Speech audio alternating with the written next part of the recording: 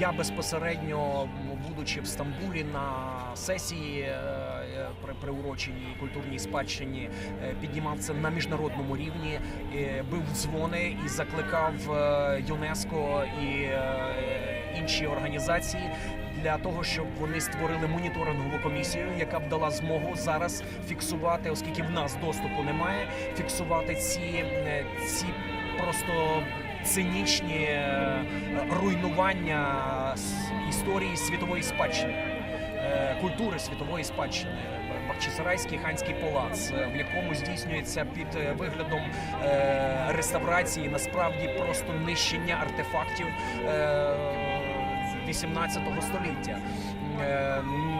Несанкціоновані археологічні розкопки на території Херсонесу, пам'ятки ЮНЕСКО, інші факти, які до нас доходять. Ми про це повідомляємо.